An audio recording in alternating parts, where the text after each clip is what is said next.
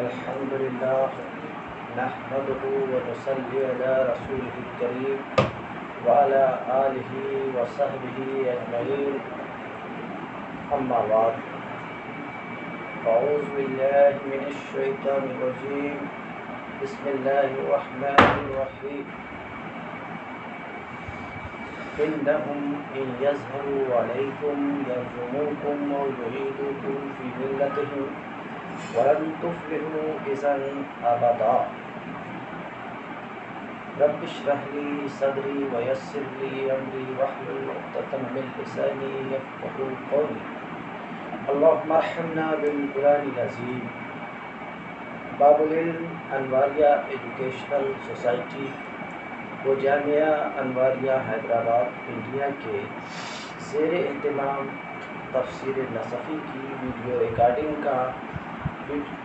Recording کا قسطوار جاری ہے۔ ہمارا آج کا بیان پارہ نمبر 15 سورہ نمبر 18 کی آیت نمبر 20 سے شروع ہوتا ہے۔ اس وقت میرے سامنے جو آیت کریمہ ہے اس کی ایک بار اور میں تلاوت کرتا ہوں۔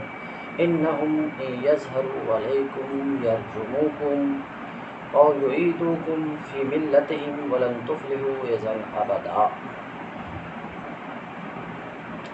یقیناً وہ یعنی شہر کے رہنے والے، اس شہر کے باشندگان، یقیناً وہ اگر تمہارے اوپر مطلع ہوں گے، بلفظ دیگر یقیناً اگر ان کو تمہاری اطلاع مل جائے گی، یرجموکم تو تمہیں بری موت ماریں گے، اور یعیدوکم فی ملتہم یا تم کو اپنے دین میں داخل کر لیں گے، ولن تفلحوا اذا ابدا، اور اگر ایسا ہوا تو تم کبھی بھی کامیاب نہ ہو سکو گے۔ یہ تو اس آیت کا ترجمہ تھا۔ اب صاحب مدارک اس پر کیا قول کرتے ہیں؟ تو صاحب مدارک فرماتے ہیں والضمیر فی انہم راجع الی الاہل المقدر فی ایہا ان یظہروا علیکم۔ انہم میں جو ضمیر ہے، ہم کی ضمیر منصوب متصل ہے۔ سوال یہ کہ اس ضمیر کا مرجع کیا ہے؟ یہ ضمیر پلٹ کس کی طرف رہی ہے؟ یہ ایک سوال ہے، اس لیے کہ ضمیر سے پہلے مرجع کا ہونا ضروری، ورنہ اضمار قبل ذکر لازم آتا، اور یہ نحو کے قانون کے حساب سے درست نہیں ہے۔ تو اس کا جواب دے رہے ہیں کہ یہ ضمیر اہل کی طرف پلٹ رہی ہے، اس اہل کی طرف جو ایہا میں مقدر ہے۔ ایہا کہا فَلْيَنْظُرْ ایہا، تو اب اس بنا پر اس بار قبل ذکر نہیں ہے۔ راجع الی الاہل المقدر فی ایہا، یہ ضمیر ہم کی ضمیر جو انہم میں ہے، یہ ضمیر اہل کی طرف پلٹ رہی ہے، اس اہل کی طرف جو ایہا میں مقدر ہے۔ ان یظہروا علیکم، ظہر یظہر کا صلہ علی آتا ہے، تو اس کا معنی مفسر بتا رہے ہیں مطلع ہونا، اے یطلعوا علیکم، یعنی اگر وہ تم پر باخبر ہوں گے، مطلع ہوں گے۔ یرجموکم، رجم یرجمو، سنسار کرنا، اس کی تفسیر مفسر کر رہے ہیں یقتلوکم اخبث القتل، اس کی تفسیر کر رہے ہیں کہ یہاں پر یہ رجم کا معنی ہے بری موت مارنا۔ اس کی طرف اشارہ کر رہے ہیں کہ یرجمو ای یقتلونکم اخبث القتل، یعنی تم کو بری موت ماریں گے، او یعیدوکم فی ملتہم، یا تم کو اپنے دین میں داخل کر لیں گے بالاکراہ، مجبور کر کے۔ والعود بمعنی السیرورہ، ایک سوال کا جواب دینا چاہ رہے ہیں۔ سوال یہ ہے کہ یہاں پر جو لفظ ہے یعیدکم، تم کو داخل کر لیں گے فی ملتہم، اپنے یعیدکم، تم کو پلٹا، عاد یعید اعادہ کے معنی پلٹانا، یہ اعادہ کیا ہے؟ حالت اولیٰ کی طرف واپس لانا۔ تو اعادہ کے لفظ سے ایسا محسوس ہوتا ہے کہ پہلے یہ اصحاب کہف کافر تھے، ایسا محسوس ہوتا۔ تو اس شبہ کا مفسر صاحب مدارک جواب دیتے ہیں کہ یہاں پر اعادہ جو عود سے بنا ہے، عود سیرورت کے معنی میں ہے، اعادہ تسییر کے معنی میں ہے، اور یہ کثیر ہے اہل عرب کے کلام میں، کثیر ہے عرب کے کلام میں۔ اس کا مطلب یہ ہے کہ بہت مرتبہ اہل عرب عود کا لفظ استعمال کرتے ہیں اور مراد سیرورت لیتے ہیں، یعنی عود کو سیرورت کے معنی میں استعمال کرتے ہیں۔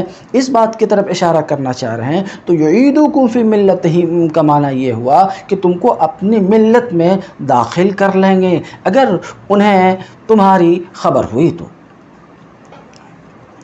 والعود بمعنی السیرورہ، اور یہاں جو عود کا لفظ ہے سیرورت کے معنی میں ہے، اور عود کا سیرورت کے معنی میں ہونا کلامی عرب میں کثیر ہے، اس پر کوئی شبہ نہیں ہے۔ تو اب یہ وہم اور یہ شبہ خود بخود دور ہو گیا کہ پہلے کبھی وہ اصحاب کہف کافر تھے۔ قرآن پاک کا کوئی لفظ اس پر ابھی دال نہیں ہے۔ وَلَن تُفْلِحُوا إِذًا أَبَدًا، اگر ایسا ہوا تو کبھی بھی تم ہرگز کامیاب نہ ہوگے۔ مفسر کہتے ہیں اذن يدل على الشرط، اذن کا لفظ شرط پر دال ہے، شرط پر دال ہے، تو معنی یہ ہوا وَلَن تُفْلِحُوا إِن دَخَلْتُمْ فِي دِينِهِمْ أَبَدًا، یعنی اگر تم ان کے دین میں داخل ہو گئے تو کبھی بھی تم فلاح نہیں پاؤ گے، کبھی بھی کامیاب نہ ہوگے۔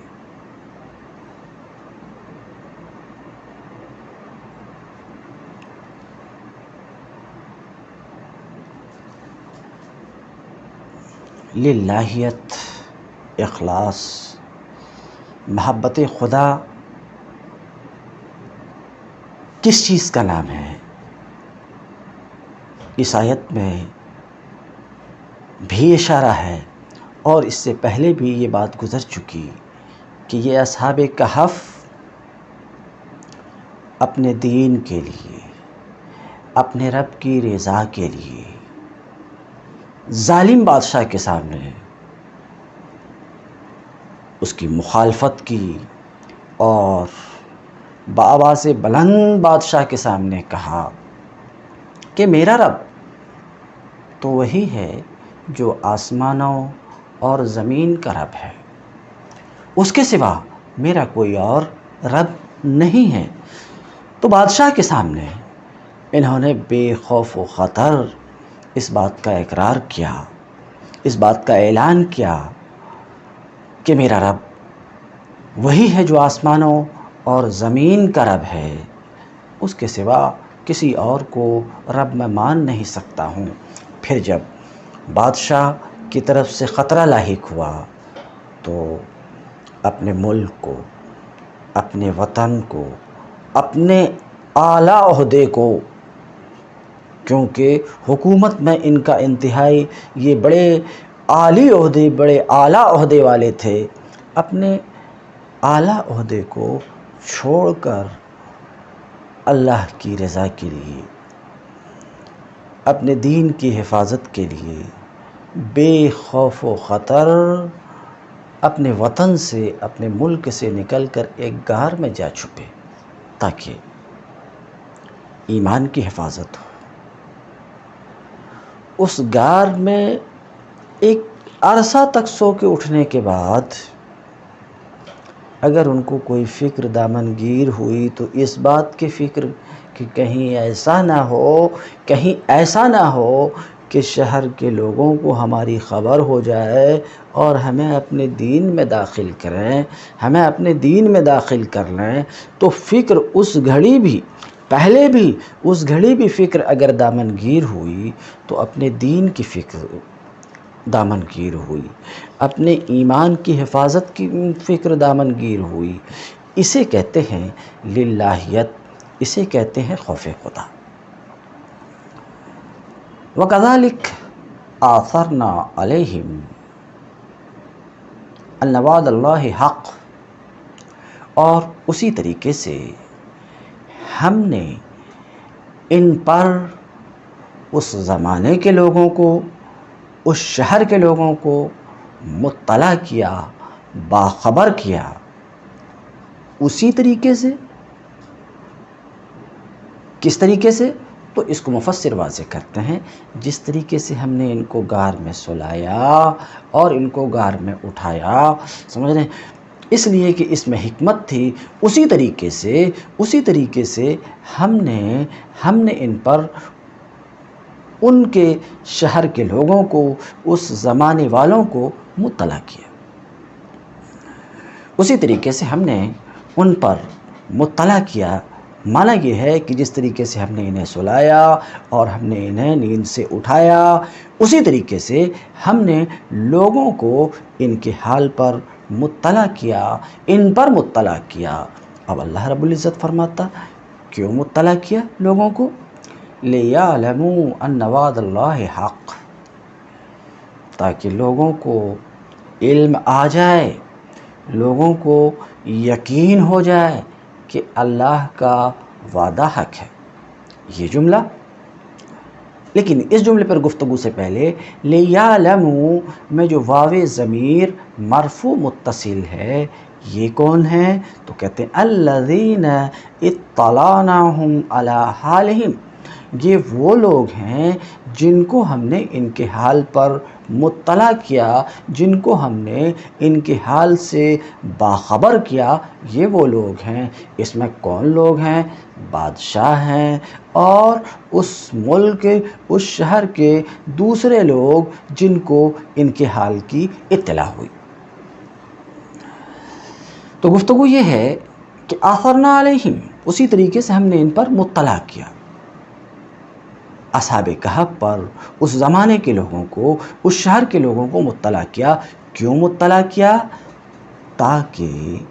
تاکہ اس زمانے کے لوگوں کو یقین آئے کہ اللہ کا وعدہ، اور اللہ کے وعدہ سے یہاں پر مراد ہے بعث، یقین آئے کہ بعث حق ہے۔ یہ یقین دلانے کی ضرورت کیا تھی؟ اسی سے معلوم ہوتا ہے کہ، اسی سے یہ بات معلوم ہوتی کہ ان کے درمیان کچھ بے یقینی کی کیفیت تھی، ان کے درمیان کچھ بے یقینی کی کیفیت تھی۔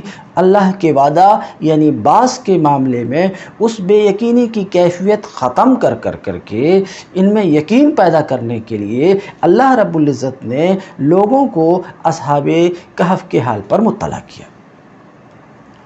وہ کون سی کیفیت تھی؟ تو وہ اس چیز کو مفسر آگے بیان کر رہے ہیں، تاہم میں اشارہ کیے دیتا ہوں کہ لوگوں کو یقین آئے کہ اللہ کا وعدہ حق ہے، اللہ کا وعدہ حق ہے، اور یہ یقین آئے کہ قیامت کی گھڑی میں کوئی شبہ نہیں ہے، وہ یقیناً ہو کر رہے گی، آ کر رہے گی، اس بات کا لوگوں کو یقین آئے۔ اس دونوں کلام سے، دو جملوں سے یہ بات معلوم ہوتی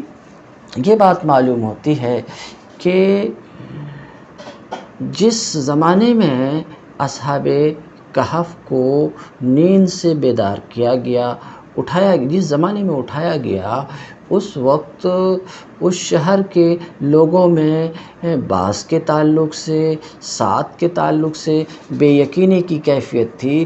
روایت میں یہ بات آتی ہے کہ اس ملک کے لوگوں میں یہ بحث شروع ہو گئی تھی اور لوگوں کے درمیان اختلاف ہو گیا تھا کہ کیا جسم کو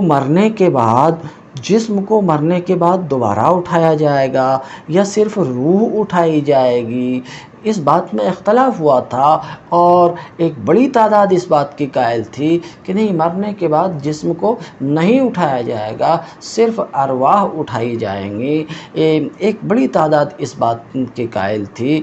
تو اللہ رب العزت نے اس بے یقینی اور لوگوں کے درمیان جو اختلاف تھا، اس اختلاف کو دور کرنے کے لیے اور ان کے اندر یقین پیدا کرنے کے لیے، انہیں یقین دلانے کے لیے اصحاب کہف کو کے حال پر ان کو مطلع کیا۔ اب کس بنا پر اٹھانے سے یقین ہوگا، اس کو خود مفسر آگے بیان کرتے ہیں۔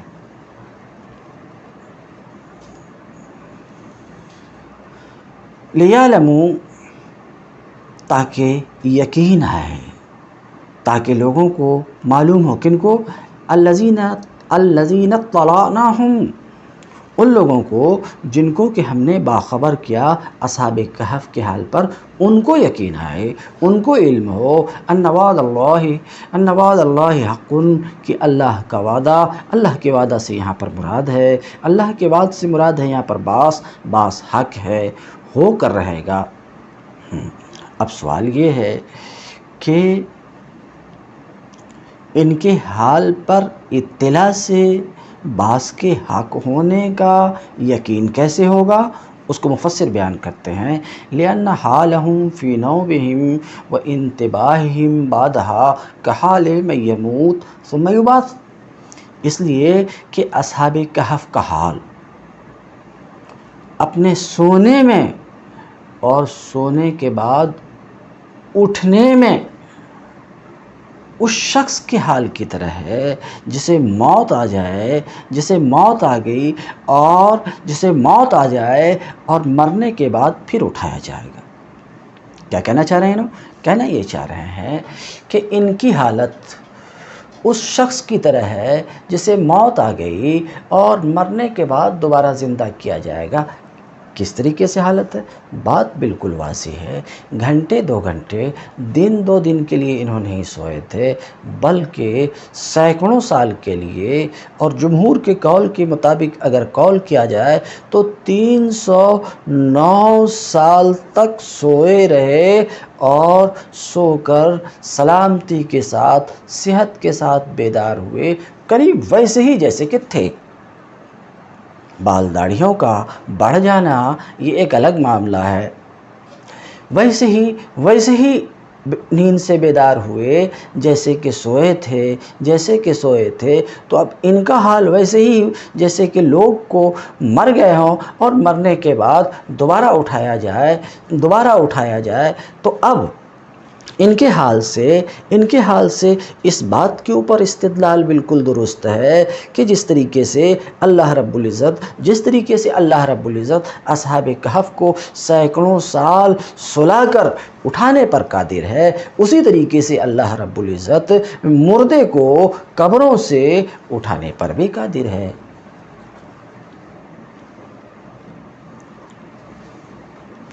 فَإِنَّهُمْ وَأَنَّ السَّاعَةَ لَا رَيْبَ فِيهِ، لوگوں کو یقین آئے کہ اللہ کا وعدہ حق ہے، اور یقین آئے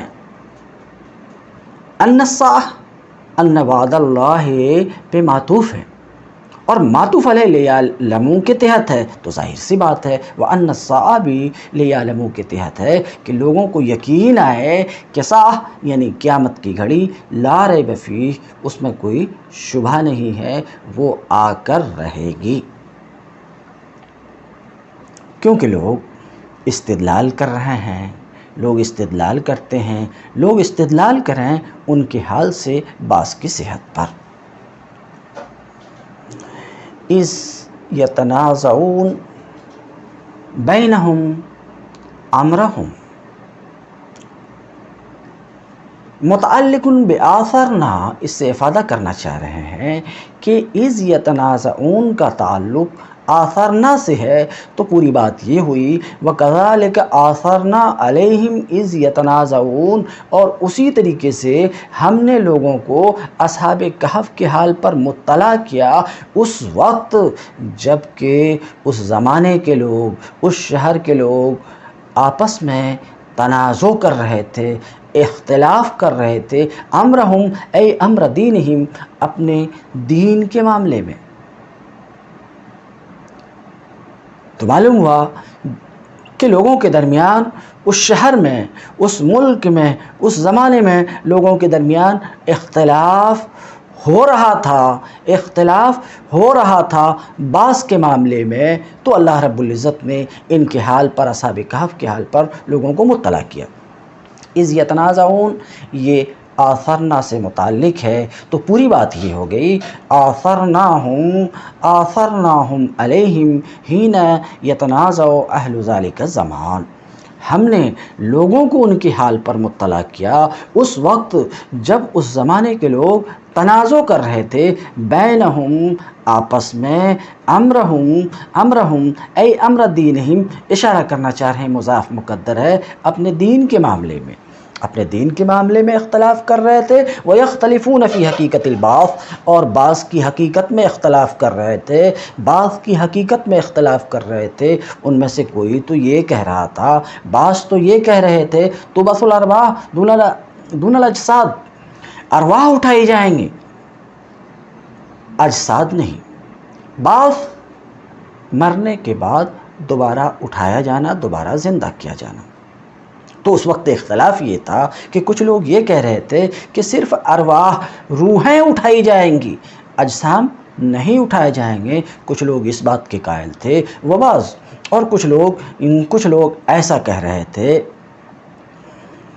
کچھ لوگ کان بعضهم یقول و بعضهم یقول، اور کچھ لوگ ایسا کہہ رہے تھے کہ جسم کو، اجسام کو، جسد کی جمع اجساد، جسم، اجسام کو ارواح کے ساتھ اٹھایا جائے گا.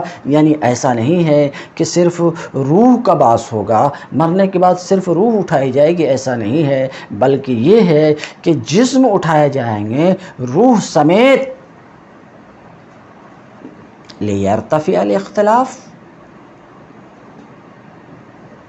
ہم نے لوگوں کو ان پر مطلع کیا تاکہ اختلاف ختم ہو جائے جو لوگوں کے درمیان ہوا تھا. بعض کے سلسلے میں اختلاف ختم ہو جائے اور یہ واضح ہو جائے ان الاجساد، تو بس یہ واضح ہو جائے کہ اجسام کو زندہ اٹھایا جائے گا، حساس اٹھایا جائے گا، اس حال میں کہ اجسام میں ان کی ارواح بھی ایسے ہی ہوں گی جیسے کہ موت سے پہلے تھی.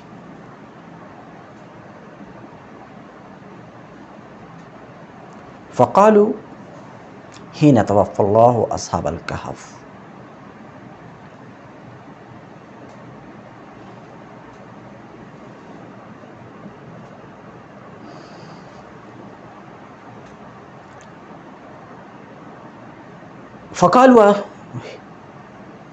فقالوا ابنوا علیہم بنیانا، تو لوگوں نے کہا، کچھ لوگوں نے کہا ان پر ایک عمارت کھڑی کر دو. لفظی ترجمہ ابنو علیہم، ان پر، یعنی ان کے غار کے دروازے پر ایک دیوار چن دو. یہ کون سی بات ہے؟ کیا رابطہ ہے اس کا ما سبق سے؟ ما سبق میں یہ بات واضح کی گئی کہ یہ اصحاب کہف ایمان کی خاطر گھر بار چھوڑے، اور لوگوں کو ان کے حال پر ہم نے اس لیے مطلع کیا تاکہ بعض کا یقین آئے، بے یقینی ختم ہو، اس لیے ہم نے مطلع کیا. تو اب جب ان کو اطلاع ہوئی ان کے حال پر، تو بعض کا یقین، علم ہوا انہیں. اس علم کا تقاضا یہ تھا کہ جو لوگ اس سے بے خبر تھے انہیں باخبر کیا جاتا، ان تک یہ بات پہنچائی جاتی، اور عمل میں اور آگے بڑھتے اس یقین کے ہو جانے کے بعد کہ مرنے کے بعد یقیناً ایک دن ایسے ہی اٹھنا ہے جیسے کہ اصحاب کہف اٹھائے گئے. تو عمل میں آگے بڑھنا تھا، مگر اس وقت جو کرنے کی بات تھی، جو سوچنے کی بات تھی، اس سے ہٹ کر کے لوگوں کے درمیان اختلاف ہوا.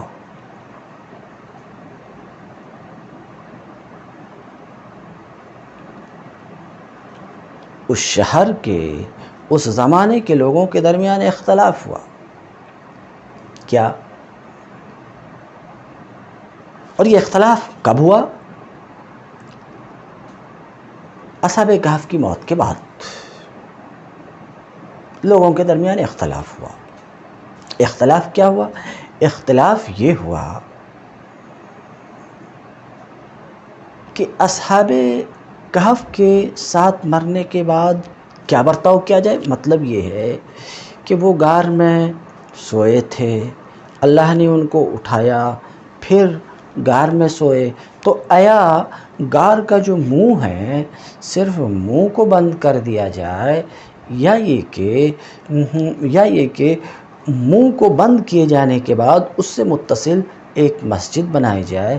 لوگوں کے درمیان اس بات میں اختلاف ہوا، اور یہ جن کے درمیان اختلاف ہوا یہ سب اہل ایمان تھے، یہ سب اہل ایمان تھے، اہل اسلام تھے، مسلم تھے. ان کے درمیان اس بات میں اختلاف ہوا. یہ بات بیان کی جا رہی. فقالو، تو انہوں نے کہا، کہتے ہیں جب اللہ نے اصحاب کہف کو وفات دے دی تو انہوں نے کہا، یعنی انہوں نے کہا، ان کے ایک گروہ نے کہا، ان مسلمانوں کے ایک گروہ نے کہا، فقالوا ابنوا علیہم بنیانا، تو ایک گروہ نے کہا ان کے اوپر ایک عمارت کھڑی کر دو. مفسر کہتے ہیں اے علی باب کہفہم، اے علی باب کہفہم، یعنی اشارہ کرنا چاہ رہے ہیں کہ مضاف مقدر ہے، یعنی ان کے غار کے دروازے پر، خود ان کے اوپر نہیں، ان کے غار کے دروازے پر. تو ایک گروہ نے کہا ان کے غار کے دروازے پر ایک دیوار چن دو. اب یہ سلیس ترجمہ ہوا. فقالوا ابنوا علیہم، تو ان کے ایک گروہ نے کہا کہ ان کے غار کے دروازے پر ایک دیوار چن دو. کیوں؟ تاکہ لوگ ان کے نزدیک نہ پہنچیں. لئلا یتطرق الیہم الناس ظنا بتربتہم، ایسا کرو ان کے غار کے دروازے پر ایک دیوار چن دو تاکہ لوگ ان تک نہ پہنچ پائیں ان کی تربت سے چپکنے کے لیے. اور اس سے فائدہ یہ بھی ہوگا کہ ان کے قبر کی حفاظت ہوگی. جس طریقے سے ان کے قبر کی حفاظت ہوگی، یہ بات بالکل ایسے ہی ہے جیسے کہ نبی کریم صلی اللہ علیہ وسلم کے تربت کی حفاظت کی گئی حزیرہ سے. کیا کہنا چاہ رہے ہیں؟ کہ ایک گروہ کا کہنا یہ تھا کہ میں اس بات کو ذرا سا آگے واضح کرتا ہوں. ربہم عالم بہم، یہ انہی لوگوں کا قول ہے. کہتے من کلام المتنازعین، تنازع کرنے والے کے کلام میں سے ہے، یعنی اللہ رب العزت کا یہ کلام ربہم عالم بہم، یہ متنازعین ہی کا کلام ہے. ان کا رب ان کو بہتر جانتا ہے. مگر اس کا مطلب یہ ہے کہ ایک گروہ نے یہ کہا کہ دیکھو یہ اصحاب کہف کس مقام اور کس مرتبے کے لوگ ہیں، ان کے مقام اور مرتبے کو اللہ ہی بہتر جانتا ہے، اللہ ہی بہتر جانتا. تو ایسی صورت میں یہ جس حال میں سوئے ہیں اسی حال میں ان کو سوئے رہنے دیا جائے، بس ایک دیوار چن دی جائے. اور اس سے فائدہ یہ ہوگا کہ لوگ ان تک نہیں پہنچیں گے، کیونکہ لوگوں کو تربت سے چپکنے کی ایک عادت سی ہے، لوگ ان تک نہیں پہنچیں گے. اور اس سے فائدہ یہ ہوگا کہ ان کے تربت کی حفاظت ہوگی، ان کی تربت محفوظ رہے گی. ایسا ایک گروہ نے کہا. ربہم عالم بہم، ایک تفسیر تو ربہم عالم بہم کی وہی ہے جو میں نے بیان کیا. مصنف کہتے ہیں من کلام المتنازعین، مصنف بھی اس بات کو واضح کرتے ہیں کہ یہ ربہم عالم بہم اللہ رب العزت کا اپنا کلام نہیں ہے، متنازعین کا کلام ہے، جس کو اللہ رب العزت نے یہاں پر نقل کیا. یہ خود کہہ رہے ہیں متنازعین کا کلام ہے، یعنی اس سے اشارہ مل رہا ہے. بہرحال ایک تفسیر ہے کہ ربہم متنازعین کا کلام ہے، یعنی اس گروہ کا کلام ہے، اس گروہ کا کلام ہے جس گروہ نے یہ کہا کہ بس ان کے دروازے پر، یعنی ان کے کہف کے دروازے پر ایک دیوار چن دو. انہی کا یہ کلام ہے. ایک تفسیر یہ ہے. مصنف بیان کر رہے ہیں، مصنف صاحب مدارک بھی اس بات کا اقرار کر رہے ہیں کہ یہ کلام تو متنازعین کا کلام ہے، مگر یہ کلام متنازعین کی زبان سے کب نکلا تو اس کی وجہ میں نے اوپر میں بیان کیا کہ اس کی وجہ اوپر بیان کی گئی، اور جو وجہ میں نے بیان کی وہ یہ کہ ان کا رب ان کے مقام اور مرتبے کو بہتر جانتا ہے، لہٰذا یہ جس حال میں ہے اس حال میں ان کو رہنے دیا جائے، ان کو چھیڑ چھاڑ نہیں کیا جائے، سمجھ رہے ہیں۔ اور مفسر کہتے ہیں کہ یہ متنازعین کا کلام ہے، مگر یہ کلام اس وقت نکلا متنازعین کی زبان سے، كأنهم تذاكروا أمرهم وتناكلوا الكلام في أنسابهم وأحوالهم ومدة لبسهم فلما لم يهتدوا إلى حقيقة ذلك قالوا یہ متنازعین کے کلام میں سے کہ ان کا رب ہی ان کو بہتر جانتا ہے، تو گویا کہ ہوا یہ کہ تنازع کرنے والے ان کے معاملے میں ان کے حال میں گفتگو کیے، اور ان کے نسب کے بارے میں، ان کے حالات کے بارے میں، ان کے اقامت کی مدت کے بارے میں، ان کے ٹھہرنے کی مدت کے بارے میں خوب گفتگو کیے، مگر جب اس کی حقیقت تک نہ پہنچ سکے، ان کی حقیقت تک نہ پہنچ سکے، تو اس وقت بولے کیا بولے؟ ربہم عالم بہم۔ یہ ایک دوسری تقریر تھی، تو مفسر کہنا چاہ رہے ہیں کہ یہ متنازعین کا کلام ہے، مگر یہ کلام اس کلام کے متنازعین کی زبان سے نکلنے کی وجہ یہ ہے کہ ان کے درمیان خوب بحث و تکرار ہوئی، خوب باتیں چلی، اصحاب کہف کے حالات کے بارے میں، ان کے ٹھہرنے کی مدت کے بارے میں، ان کے نسب کے بارے میں خوب بحث چلی، مگر حقیقت تک نہ پہنچ سکے، تو اس وقت انہوں نے ایسا کہا کہ ان کا رب ہی ان کو بہتر جانتا ہے، تو انہوں نے کہا ربہم عالم بہم، ان کا رب ہی ان کو بہتر جانتا ہے۔ اور ایک احتمال یہ بھی ہے، مفسر بیان کرتے ہیں ربہم عالم بہم،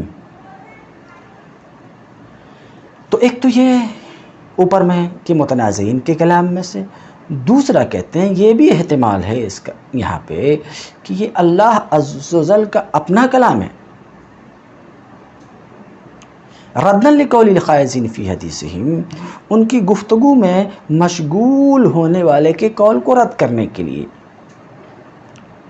کیا ان کے گفتگو میں لوگ مشغول تھے اور ان کے بارے میں طرح طرح کی گفتگو، اتنے دن ٹھہرے، ایسے حالات تھے، ایسا نسب تھا، سمجھ رہے ہیں، تو ان کی گفتگو میں مشغول ہونے والے کے قول کو رد کرنے کے لیے اللہ رب العزت نے فرمایا کہ ان کا رب ہی ان کے حالات کو بہتر جانتا ہے۔ قال الذین غلبوا علی امرہم لنتخذن علیہم مسجدا۔ قال الذین غلبوا، تو اوپر میں دیکھا کہ ان کے انتقال کے بعد، ان کے وفات کے بعد دو گروہ ہوا، ایک گروہ تو اس بات کے قائل ہوئے کہ ابنوا علیہم بنیانا ربہم عالم بہم، ایک گروہ اس بات کے کہ بس ان کے کہف کے دروازے پر، ان کے غار کے دروازے پر ایک دیوار چن دو، ان کا رب ہی ان کو بہتر جانتا ہے۔ ایک دوسرا گروہ وہ کس بات کے قائل ہوئے؟ یہ جو دوسرا گروہ تھا، یہ دوسرا گروہ کن لوگوں کا تھا؟ الذین غلبوا علی امرہم، یہ وہ گروہ تھا جو ان کے معاملے پر غالب تھا، یہ وہ لوگ تھے جو ان کے معاملے پر غالب تھے، یعنی یہ حکمراں طبقہ تھا، اور کلیسا کے وہ راہب تھے جن کا اثر و رسوخ تھا حکومت میں۔ الذین غلبوا علی امرہم، وہ جو ان کے معاملات پر، اس شہر کے، اس ملک کے لوگوں کے معاملات پر غالب تھے، الذین غلبوا علی امرہم، جو ان کے معاملے پر غالب تھے۔ ظاہر سی بات ہے، وہ کون ہے؟ ارکان سلطنت ہے، بادشاہ ہیں، تو اراکین سلطنت حکومت کے عہدیداران، یہ وہ لوگ تھے، ان کا ایسا کہنا ہوا، انہوں نے یہ کچھ کہا، کیا کہا؟ لَنَتَّخِذَنَّ عَلَيْهِمْ مَسْجِدًا، ہم بس دیوار چن کر کے بس نہیں کریں گے، بلکہ ان کے کہف کے دروازے پر، ان کے کہف کے دروازے پر ایک مسجد بنائیں گے۔ قال الذین غلبوا علی امرہم، وہ لوگ جو ان کے معاملے پر غالب تھے، جیسا کہ میں اوپر عرض کر چکا ہوں، یہ جو اختلاف ہوا، یہ اختلاف کرنے والے غیر مسلم نہیں تھے، یہ سب کے سب مومن اور مسلم تھے۔ الذین غلبوا علی امرہم، وہ جو ان کے معاملے پر غالب تھے مسلمانوں میں سے، من المسلمین، یہ بھی مسلم تھے، وہ بھی مسلم تھے، مسلمانوں میں سے اور ان کے بادشاہ میں سے، اور یہ ان کے زیادہ حقدار تھے غالب ہونے کی وجہ سے، وبالبناء علیہم، اور ان کے اوپر تعمیر کرنے کے صاحب حکومت ہونے کی وجہ سے،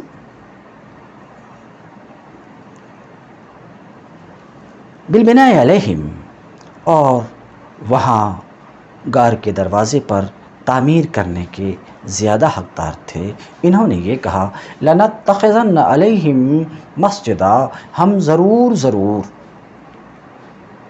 ان پر، علی باب الکہف، اشارہ کرنا چاہ رہے ہیں مضاف کی تقدیر پر، یعنی غار کے دروازے پر، ہم ضرور غار کے دروازے پر ایک مسجد بنائیں گے، یصلی فیہ المسلمون، کہ اس میں مسلمان نماز پڑھیں اور ان کی جگہ سے برکت حاصل کریں۔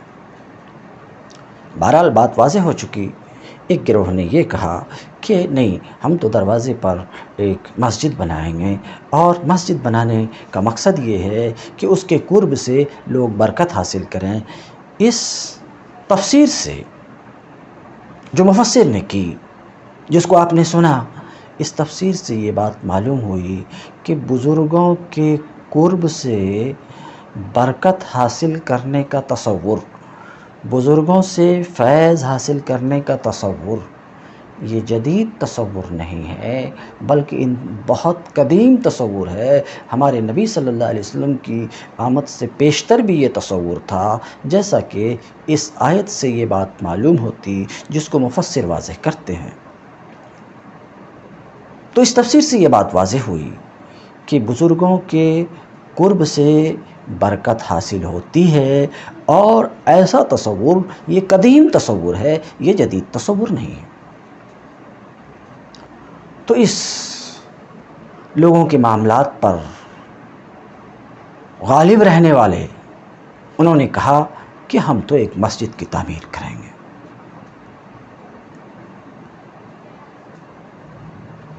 روی ہے ان اہل الانجیل عظمت فیہ الخطایا وطغت ملوکہم حتی عبدوا الاصنام واکرہوا علی عبادتها، وممن شدد فی ذلک دقیانوس فاراد فتیة من اشراف قومہ علی الشرک وتوعدہم بالقتل فابوا الا الثبات علی الایمان وتصلوا فیہ ثم ہربوا الی الکہف ومروا بکلبین۔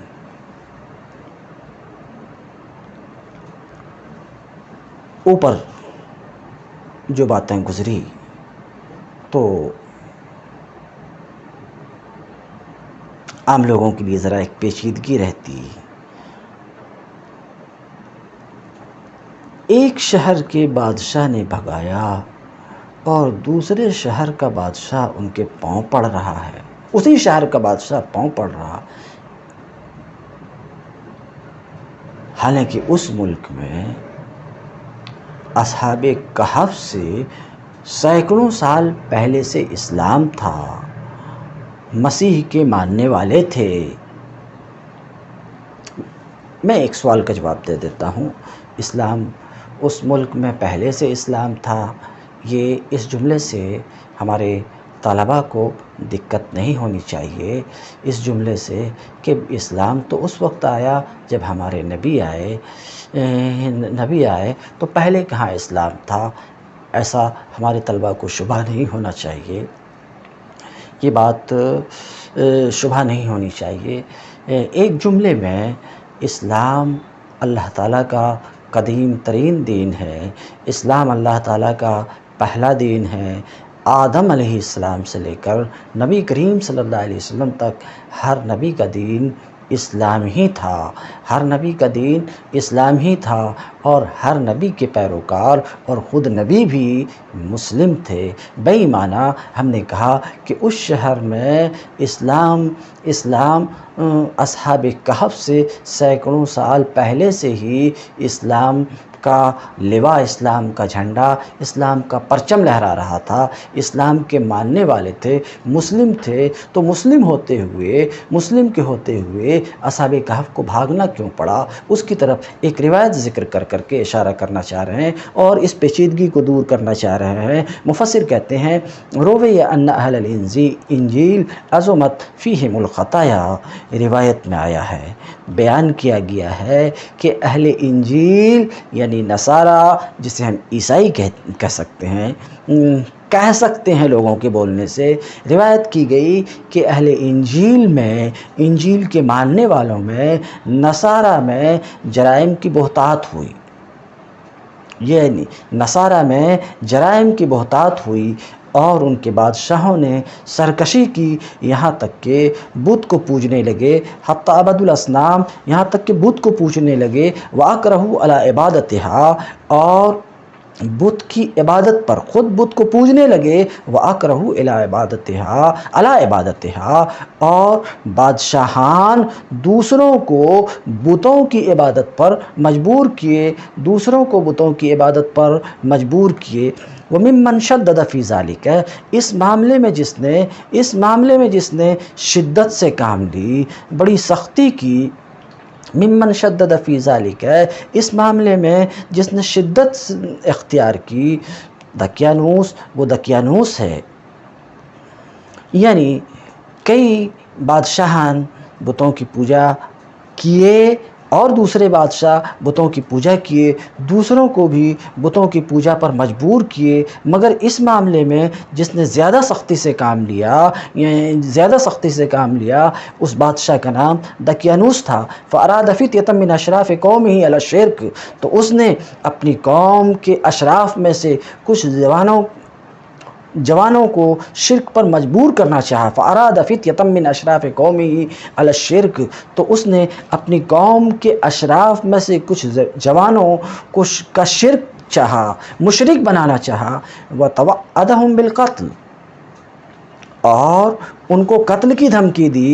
وَتَوَعَّدَهُمْ بِالْقَتْلِ، اور ان کو قتل کی دھمکی دی۔ فَأَبَوْا إِلَّا الثَّبَاتَ عَلَى الْإِيمَانِ، مگر یہ ایمان پر جمے رہے اور اس پر اڑے رہے۔ ثُمَّ هَرَبُوا إِلَى الْكَهْفِ، پھر ان کو اس غار کی طرف بھاگنے کی نوبت آ گئی۔ ثُمَّ هَرَبُوا إِلَى الْكَهْفِ، پھر غار کی طرف بھاگے۔ وَمَرُّوا بِكَلْبٍ، اور راستے میں ایک کتے کے پاس سے ان کی گزر ہوئی۔ فَتَبِعَهُمْ، تو وہ کتا ان کے پیچھے چلنے لگا۔ طَرَدَ يَطْرُدُ طَرْدًا، دھتکارنا۔ وَمَرُّوا بِكَلْبٍ، ان کی گزر ایک کتے کے پاس سے ہوئی، تو وہ کتا ان کے پیچھے، تَبِعَ يَتْبَعُ، پیچھے چلنا، پیچھے ہونا، تو وہ کتا ان کے پیچھے چلنے لگا، تو اصحاب کہف نے اس کو دھتکارا۔ اس وقت اللہ تعالیٰ نے اس کتے کو گویائی دی اور اس کتے نے کہا ما تريدون منی انی احب اللہ، اس کتے نے کہا آپ کا میرے ساتھ کیا ارادہ ہے؟ میرا حال تو یہ ہے کہ اللہ کے محبوبین کو محبوب رکھتا ہوں۔ اس جملے سے جو مفسر بیان کر رہے ہیں، اس سے یہ معلوم ہوا کہ اللہ کے محبوبین سے کتا بھی محبت کرتا ہے۔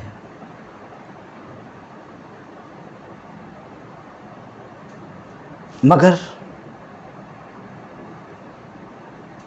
وہ جو انسان ہونے کا دعویٰ کرے اور اللہ کے محبوبین سے نفرت و عداوت رکھے وہ یقیناً کتے سے بھی گیا گزرا ہے۔ یہ بات مفسر کی اس تفسیر سے یہ بات معلوم ہوتی ہے کہ اس کتے نے کہا انی احب و احب اللہ، اللہ کے محبوبین کو میں محبوب رکھتا ہوں، آپ سوئیں گے اور میں آپ کی نگرانی کروں گا، مجھے اپنے ساتھ چلنے دیں۔ تو ایک قول تو یہ تھا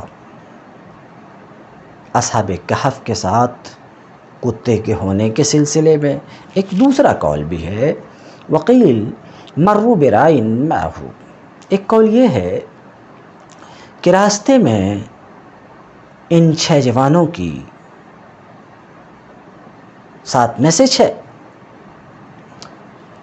اصحاب کہف کی راستے میں ایک رائی کے پاس سے گزر ہوئی۔ رعا یا رعا اسم فاعل ہے، رائی برائن اصل میں تھا برائن، یا پر کسرہ بعد ضمہ دشوار ہونے کی وجہ سے ساکن کیا گیا، اجتماع ساکنین ہوا یا اور تنوین کی وجہ یا گرا دی گئی، رائن کرامن جیسے کرامن میں یا گر گئی۔ تو رائی رعا یا چرانا، اسی سے مرا چراگاہ، ان کی گزر ہوئی ایک رائی کے پاس سے، جس کے رائی چرواہا بول سکتے ہیں، ان کی گزر ہوئی ایک چرواہے کے پاس سے جس کے ساتھ ایک کتا تھا۔ فَتَبِعَهُمْ عَلَى دِينِهِمْ، تو یہ رائی ان کے پیچھے نکل پڑا ان کے دین کی خاطر۔ وَدَخَلُوا الْكَهْفَ، اور یہ سب کے سب کہف میں داخل ہوئے، غار میں داخل ہوئے، اور فَضَرَبَ اللَّهُ عَلَى آذَانِهِمْ، کہف میں داخل ہوئے، پھر اللہ نے ان کے کانوں کو تھپک کر انہیں سلا دیا، یا مفسر کی تفسیر کے مطابق اللہ نے ان کے کانوں پر گہری نیند کا پردہ چڑھا دیا، جس سے گہرا دیر تک زمانے تک انہوں سوتے رہے۔ فضرب اللہ علی آذانہم، تو اللہ نے ان کے کانوں کو تھپک کر، جب یہ غار میں داخل ہوئے تو داخل ہونے کے بعد اللہ نے ان کے کانوں کو تھپک کر انہیں سلا دیا۔ وَقَبْلَ أَنْ يَبْعَثَهُمُ اللَّهُ، ان کو نیند اصحاب کہف کو نیند سے اٹھانے سے پہلے ان کے شہر کا بادشاہ ہوا، حکمراں ہوا۔ بادشاہ عرف عام کے مطابق بول رہا ہوں، ورنہ اسلام میں صرف ایک ہی بادشاہ ہے، وہ اللہ تعالیٰ۔ ان کو نیند سے اٹھانے سے پہلے ان کے شہر کا بادشاہ ہوا رجل صالح مومن، ایک نیک مومن شخص۔ ان کو نیند سے بیدار کرنے سے پہلے اس شہر کا حکمراں اور بادشاہ ایک ایسا آدمی ہوا جو نیک بھی تھا، مومن بھی تھا۔ اس شہر، جس شہر میں یہ غار ہے، تو ان کے شہر کا مالک ایک نیک ایماندار شخص ہوا۔ ان کے شہر کا بادشاہ ایک نیک ایماندار شخص ہوا۔ وَقَدْ اخْتَلَفَ أَهْلُ مَمْلُكَتِهِ، وَقَدْ اخْتَلَفَ أَهْلُ مملوکہ مفعولہ، وَقَدْ اخْتَلَفَ أَهْلُ مَمْلُكَتِهِ فِي الْبَعْثِ، ایک نیک شخص بادشاہ تھا، اور حال یہ تھا کہ اس کی سلطنت کے لوگ، اہل مملکتی، اس کی سلطنت کے لوگ بعث کے معاملے میں اختلاف کیے، مانتے ہوئے اور انکار کرتے ہوئے۔ جیسا کہ اوپر واضح کیا کہ اس زمانے کے لوگ، اس ملک کے لوگوں کے درمیان اختلاف ہوا، کچھ بعث کو کے قائل اور معترف تھے اور کچھ انکار کر رہے تھے۔ تو اس کی سلطنت کے لوگوں کے درمیان بعض کے معاملے میں اختلاف ہوا، اعتراف کرتے ہوئے، انکار کرتے ہوئے اہل و مملکت ہی سے حال ہے، یعنی کچھ بعض کے معترف تھے، ماننے والے تھے اور وجاہدین، اور کچھ انکار کرنے والے تھے۔ اس اختلاف سے بادشاہ کافی پریشان ہوا۔ جو اس کی رعایا کے درمیان ہوا تھا یہ دینی اختلاف تھا۔ فدخل الملک بیتہ، تو بادشاہ اپنے گھر میں داخل ہوا۔ دخل یدخل، نصر ینصر، دخل فعل ماضی، الملک بادشاہ جمع ملوک، بیت جمع موجود۔ فدخل الملک بیتہ، تو بادشاہ اپنے گھر میں داخل ہوا اور گھر کے دروازے کو بند کیا اور ٹاٹ پہنا، مسحا ٹاٹ،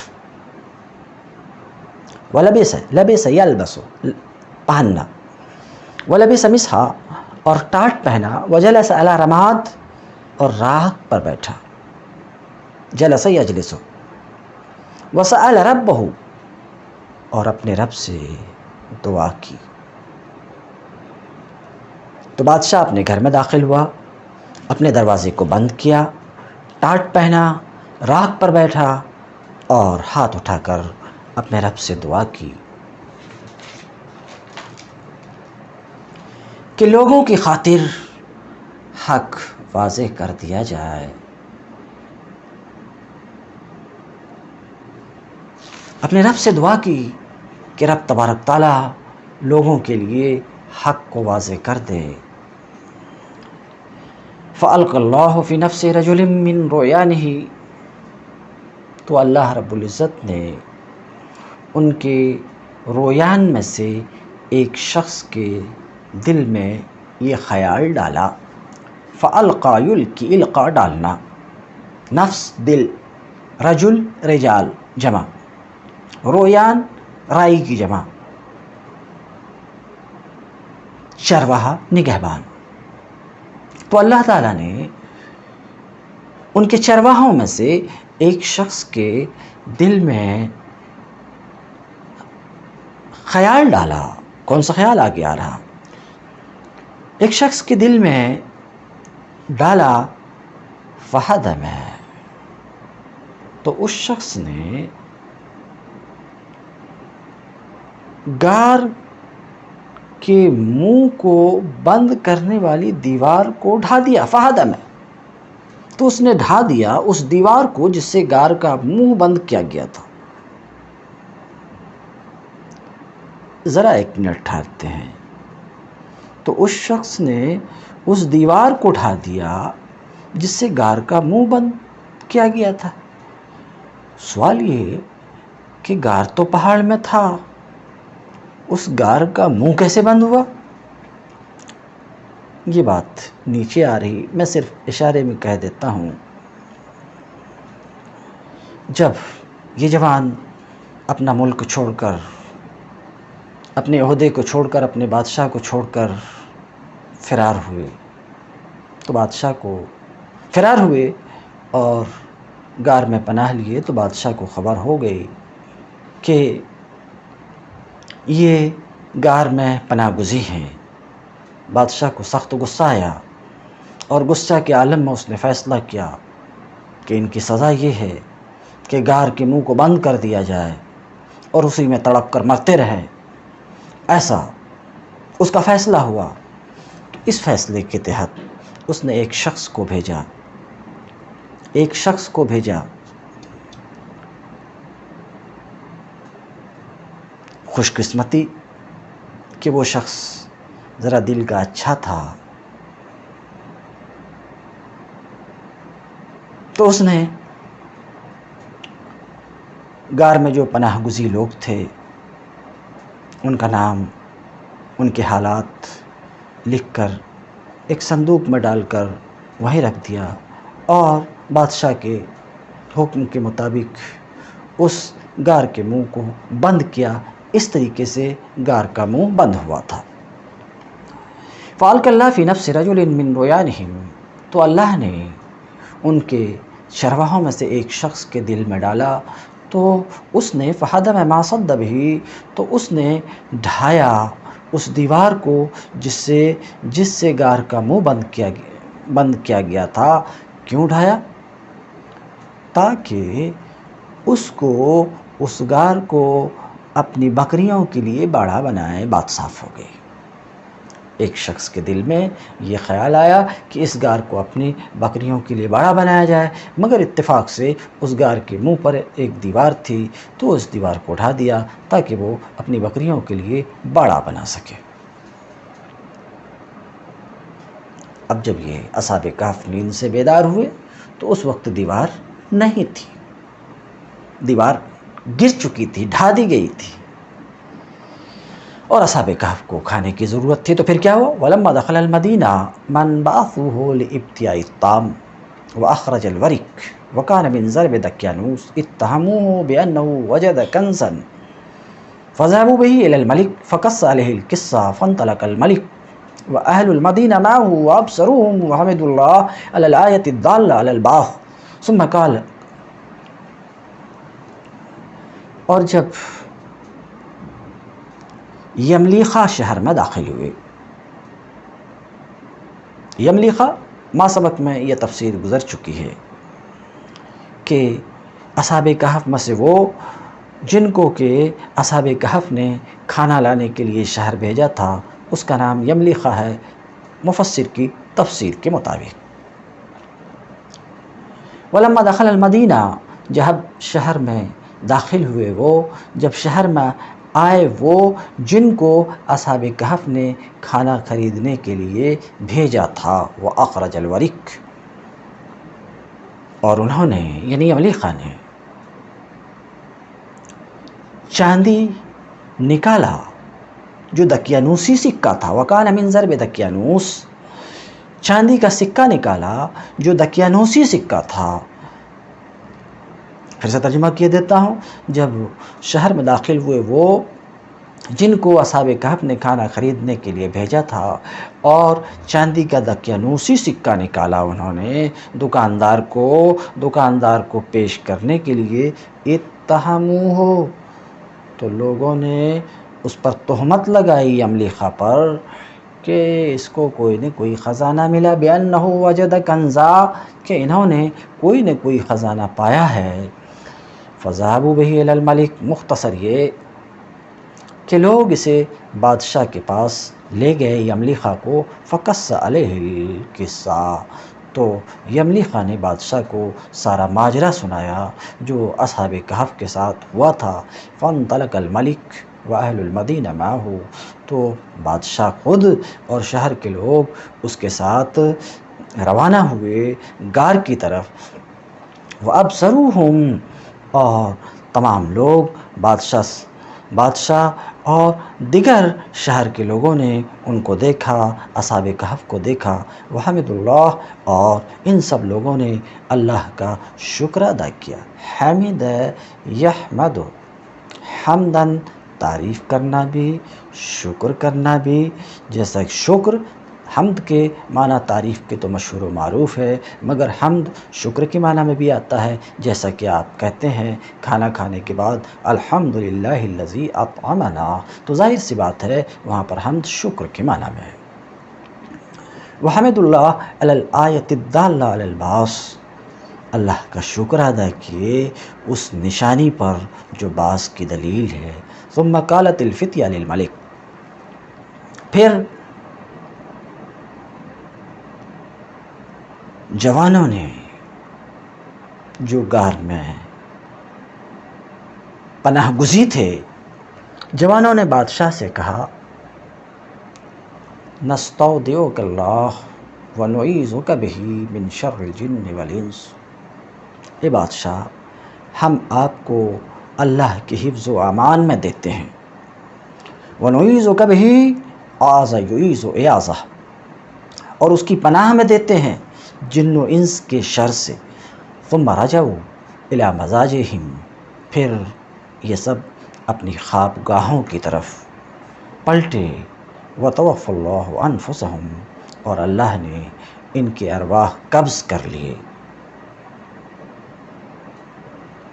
فَأَلْقَى الْمَلِكُ عَلَيْهِمْ ثِيَابَهُ، تو بادشاہ نے ان کے لیے اپنے پاس سے کپڑا بھیجا اور حکم دیا کہ ہر ایک کے لیے اصحاب کہف میں سے ہر ایک کے لیے سونے کا ایک تابوت، ایک صندوق بنایا جائے۔ چنانچہ بادشاہ کے حکم سے بنایا گیا اور ہر ایک کو اس صندوق میں ڈال دیا گیا۔ فَرَآهُمْ فِي الْمَنَامِ كَارِهِينَ، پھر بادشاہ نے دیکھا اصحاب کہف کو خواب میں کہ انہیں سونا ناپسند ہے۔ فَرَآهُمْ كَارِهِينَ، تو اصحاب کہف کو دیکھا ناپسند کرتے ہوئے سونے کو۔ فَجَعَلَهَا مِنَ السَّاجِ، تو بادشاہ نے اس صندوق کو، تابوت کو، ساکھو، ایک درخت ہے اس کی مشہور لکڑی ہے، ساکھو کا بنا دیا۔ وہ بنا علی باب الکہف مسجدہ، اور بادشاہ نے کہف غار کے دروازے پر ایک مسجد بنائی۔